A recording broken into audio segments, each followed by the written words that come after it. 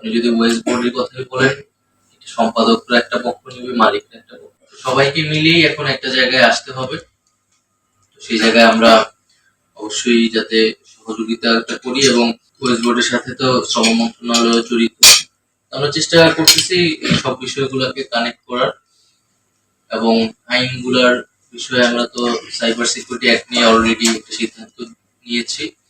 অন্যান্য আইনগুলো আমরা পর্যালোচনার মধ্যে রাখছি মন্ত্রণালয়ের পক্ষ থেকে, এবং কমিশন তারাও নিশ্চয়ই তাদের প্রধানতম একটি কাজ হবে আইনগুলো নিয়ে আসলে সংস্কার করা, পর্যালোচনা করা, এবং যত কম সংখ্যক আইন, যত কম বাধা নিষেধ তৈরি করা যায়, ততই আমরা মনে করি সাংবাদিকতার জন্য মঙ্গল।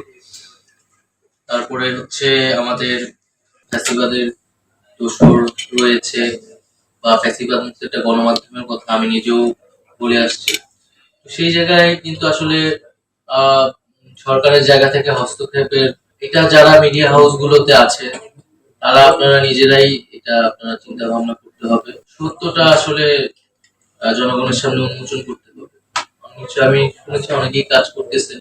বিগত 16 বছরের সাংবাদিকতা, গণমাধ্যমের ভূমিকা আসলে কি ছিল, কেমন ছিল, কারা কারা আসলে জনগণের বিপক্ষে অবস্থান নিচ্ছে, এটা সুস্পষ্ট থাকা উচিত জনগণের কাছে। আসলে যদি কেউ ভুল করে থাকে, যদি কেউ পরিস্থিতির শিকার হয়ে থাকে, সে সে ক্ষমা প্রার্থনা করবে, মানুষের কাছে সেই সেই কথাটা বলতে হবে।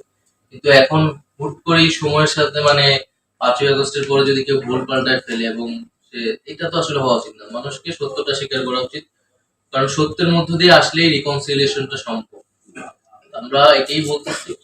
সাগররণী মামলা নিয়েও আমরা